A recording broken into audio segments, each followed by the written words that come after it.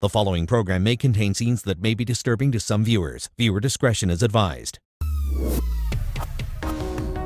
A special year-long marketplace investigation, undercover inside nursing homes. And I was shouting my head off and they didn't come in. Families search for the truth. God damn it, bitch, because I know. My poor mother. Has long-term care reached the crisis point? Oh, we're way past that. I think we've been in crisis for years. Because if this happened in a daycare, that daycare would be shut down in 5 minutes. How to fight for better care on your marketplace. One of these men will soon be dead. A violent attack inside a nursing home against 84-year-old Meyer Sadoway. It's caught on security video.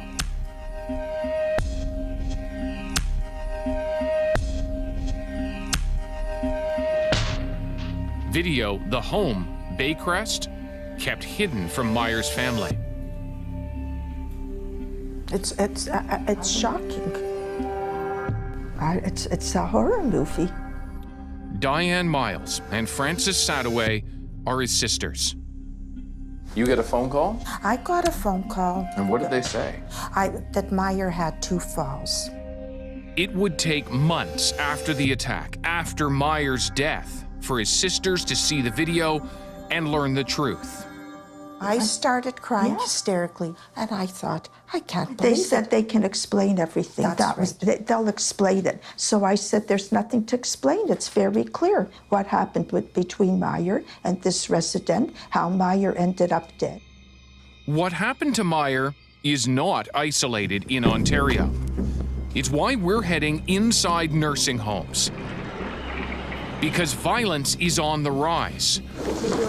Resident assaults have doubled in just 6 years, from 4 a day to now almost 9. This is the lounge. A shocking increase, and we want to know why.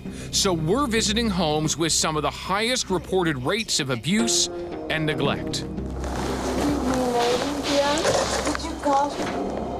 Yeah. Yes? Sure. Thanks. We arrive in time to rescue this woman.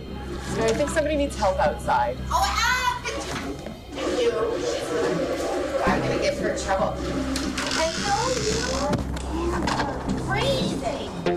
Her wheelchair hooked on a flower pot. You're not even bundled up. Bye, guys. It's minus 18, and that woman, that resident of a long-term care facility, is stuck outside. Oh my God. Miranda Ferrier worked in long-term care for 7 years. We have no idea how long she was out there before we found her. There is no excuse for that. Now she runs an association for 31,000 personal support workers. Did you see how they jumped up when you guys went in there and said there's someone outside who needs help? Because, oh, oops. Yeah, oops can go bad when it's minus 18. Oops can go bad very quickly. At a different nursing home in London, Ontario, we overhear workers warn that care is suffering. That's a huge, difference, right? But we should do everything for these people, not just right as they sit in the office and you can't sit down. You can't. You just watch the phone, watch the show. No time for proper baths. We don't have time to wash properly. We do what we have time to do. Yeah, please. And we don't have time to very hard. How often does that happen in long-term? Every single day. And no, I'm not kidding. Every single day. Because they don't have the time. And why don't they have the time? Because there's not enough people on the floor. There's not enough PSWs on the floor.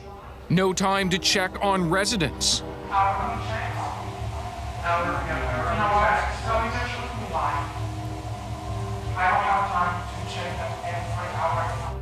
Incredibly, these caregivers aren't just griping, they're complaining to a visiting government inspector.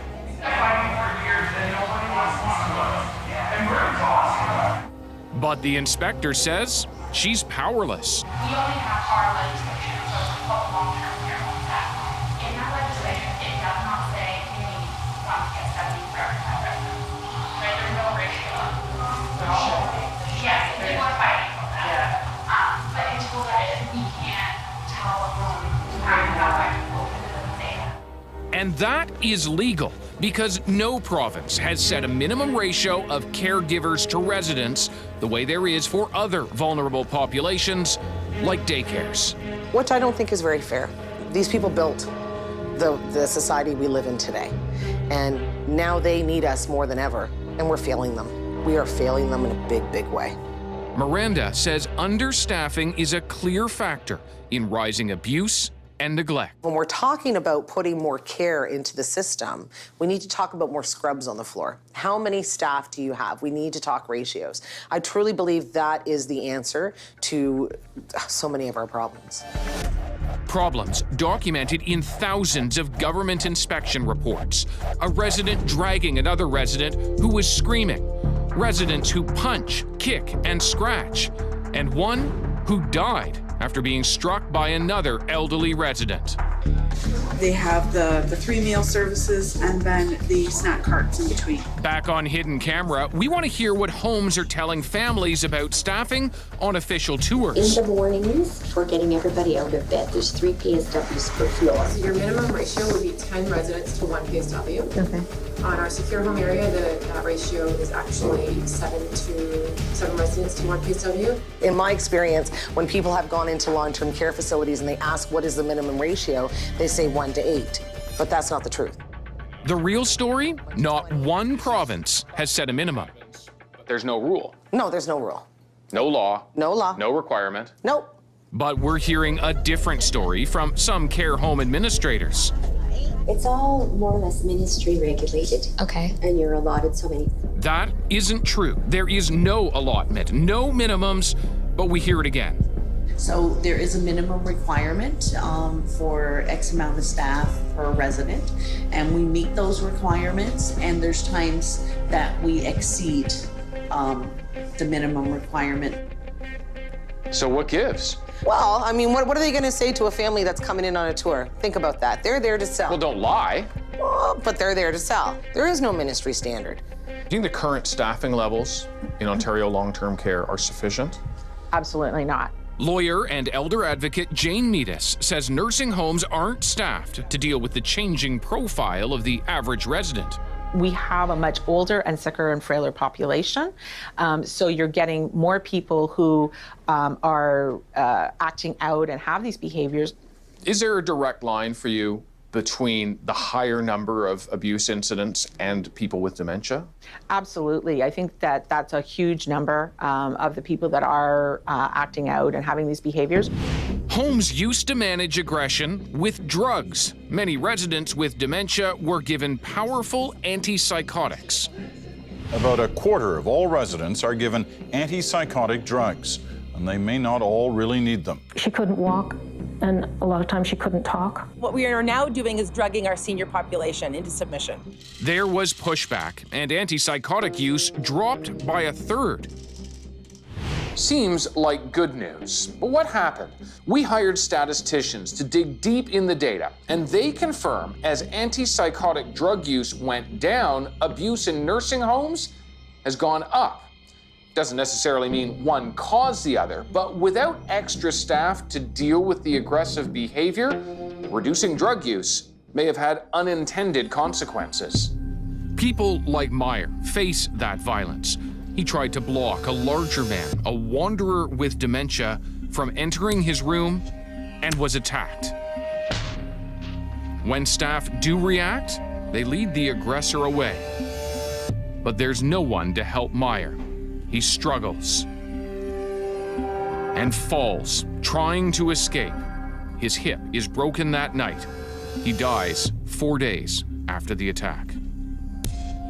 Meyer must have been afraid, and he was trying to move himself to get up, and he was having difficulty getting up, and they just walked away. It's been 5 years since Diane and Francis lost their brother. He enjoyed the fresh air and seeing other people and moving around. There was no autopsy, but his family connects the violence to his unexpected death. We were told it's going to be specially trained staff who have special training for the behaviors of these residents. We asked Baycrest to explain. They won't talk about what happened to Meyer Sadoway, but do tell us no amount of care planning or staffing can prevent all altercations. Miranda Ferrier is stunned by Meyer's death, but not surprised. That kind of thing is happening more. All the time. More. All the time. All the time. We need more accountability and oversight. That's what we need. The shocking video. I literally collapsed. I observed my grandfather being physically punched in the face 11 times. What is your government doing to try to stop and reduce violence in long-term care homes? Well, I do believe that we've made important improvements.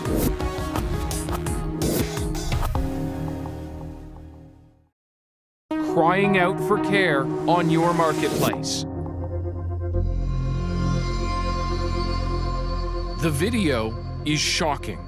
An elderly resident of a care home being punched by the very person meant to look after him. I literally collapsed. It was the most gut-wrenching thing I have ever gone through in my entire life. My grandfather was my hero growing up. His background is in law enforcement, and so he was very stern. He was a disciplinarian. He was a source of comfort, stability for our family. For 5 years, Daniel Nasrallah has watched George Karam's slow slide into dementia. It is one of the most difficult decisions and experiences you can ever undertake as a family. You have a loved one, you want to provide the comfort and care for them as best as possible. But Daniel worried there was harm instead of care at Ottawa's Gary J. Armstrong long-term care home. What prompted you to put a camera in your grandfather's room? After a series of incidents where my grandfather suffered numerous cuts, bruises, and lesions to his head, his arms, his person. The camera is visible to anyone in the room. If something like that can happen with a camera in the room that's known to staff, what else are we missing in places where there aren't cameras? It's really scary to think. Miranda Ferrier worked as a PSW, a personal support worker, and now represents Ontario's PSWs. What I always say to people is imagine being that resident in that bed. You're confused, you're elderly, you don't know what's going on, and there's this person that's jerking you around to do your care. Wouldn't you fight as well? If he's so combative, what you do is you cover him, you make sure he's safe, his dignity is intact, and you leave the room. The worker on the video was fired, charged, and pled guilty to assault. Our year-long analysis shows this wasn't isolated. Reported incidents inside Ontario homes between staff and residents went from about 900 in 2011 up to almost 2,200 in 2016, a jump of almost 150%. And abuse can take many forms. I had diarrhea one day and I spent an entire hour laying in my own feces. On hidden camera, we hear stories of neglect. And I could hear them talking out in the hall. And I was shouting my head off and they didn't come in. This resident has asked us to hide her identity because she's worried staff will punish her for speaking out. Is there just not enough staff, or does the staff just not care enough? Well, I think it's a case that both things are true. These aren't isolated incidents, it's systemic, it's widespread. And yes, as the population continues to age, as the baby boomers are going to be entering long-term care in droves in the next 20 years, this is the foremost concern for Canadian society right now. Daniel is a lawyer, and in the wake of his own grandfather's abuse, he's become an advocate for elderly residents in care. This is Mom when she worked at the Chateau Laurier. This is her in the back. She was a switchboard operator back then. People like Diana Pepin's mother. Mom is now turned 86 years old. Had she not had a head trauma, she'd be doing 5K a day, power walking. She now lives in another city-run Ottawa home. She gave everything she had, worked so hard, and should have had a really nice end to her life. But a car accident leaves her with permanent injuries. 2014, my father found it became too difficult. I never wanted her. Sorry. I never wanted her to go to long-term care. It's an emotional decision. Hi, Mommy. Made worse for Diana, a registered nurse. Well, the first thing that I picked on was infection control. I see that what I would consider to be infection control was non-existent. Today's not a very comfortable day, is it? She tells management about her concerns, and the home takes action, telling her she's not welcome. I can be in the home from 8 a.m. to 8 p.m. My restriction is I can't be in the room when they're providing care for my mother. That's it. Now you're a little straighter. Okay. So Diana installs security cameras in her mother's room. I color. This is the PSW who has taken care of Mom for several years. She's having an interaction with my father. That's what I do. I'm color coordinate. She's showing how well she dresses Mom. She color coordinates for her. It sounds caring. Very nice. The socks are matching the nightgown. It sounds good. And you think, this is a nice relationship. But when her father leaves the room, so do the nice words. You bitch, and because I know. My poor mother. Yeah.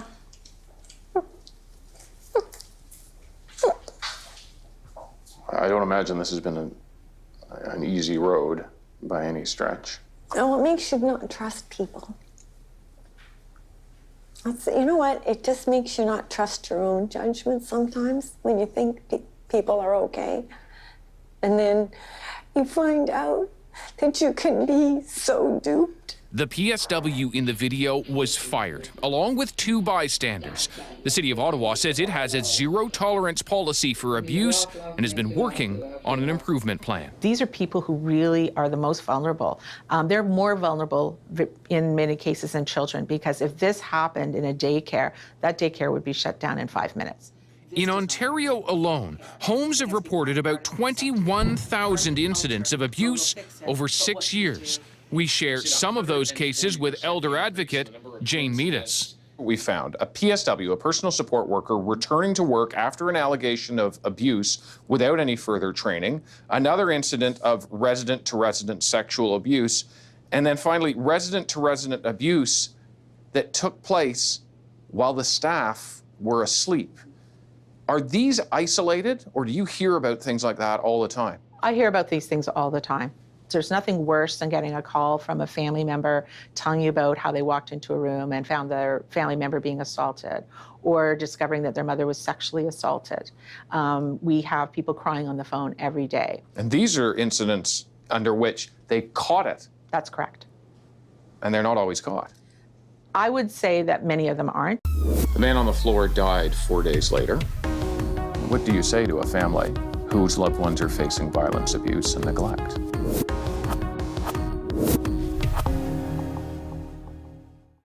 Fighting for better care on your marketplace. We're inside Ontario nursing homes, investigating why abuse rates are skyrocketing. When do we say long-term care has reached the crisis point? Oh, we're way past that. I think we've been in crisis for years. And finally, people are starting to see it. We take that message to Ontario's Minister of Health and Long-Term Care. I'm David. Thanks very much for doing this. Eric. We tell Eric Hoskins about the dramatic rise we found in resident-on-resident violence. As the minister responsible, are you content that we've gone from 4 incidents a day in long-term care homes up to 9 in just 6 years? Of course not. Of course not. We're talking about some of the most vulnerable people in our society.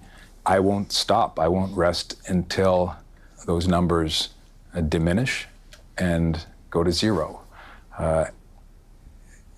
It's my responsibility as minister. So we show him what happened to 84-year-old Meyer Sadoway.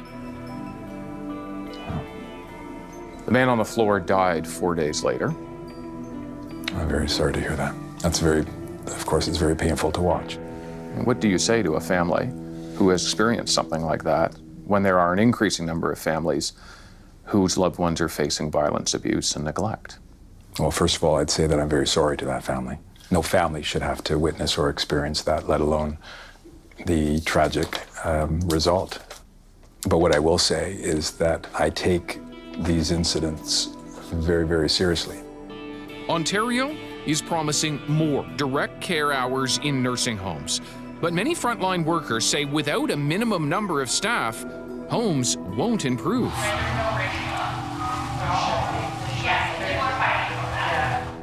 This is one of your inspectors saying, we're fighting for that. One of the people who reports to you through your ministry is saying, we're fighting to have a ratio. So we are addressing the staffing issue. As I mentioned, we're adding 15 million more hours across the province. And also we're doing many important things with our Even PSWs. though some of those PSWs say more hours are great, but without more staff, it's kind of meaningless. Well, more hours translates into more staff. There's no legal floor. There's no minimum number of ratio. But there's a legal requirement that staffing ratio, that staffing plan has to reflect the nature of the residents that live there. Do you believe that's the solution to all of this? Well, I think it's part of the solution. As the government searches for a solution, how do you ensure you're choosing a good home for an aging loved one? You need to do your homework before you go in. Speak to people who have family members there. Do the tour. You need to go in at the morning, at night, and evening. Make sure that they are getting the care, that it's not only during sort of the normal visiting hours after work. And from those who are there. What do other people who have vulnerable family members in long-term care homes need to be thinking about? Everybody has to start being an advocate. It's time to stop being afraid. You first saw him on Dragon's Den. I've developed the technology to help people's backs get better. Promoting a product that blew them away. That was unbelievable. You get caught up in the moment of the deal. We put his magic clips to the test. I'm not really feeling a whole lot. Some people say you're a snake oil salesman. Well, everybody has an opinion. On your net marketplace.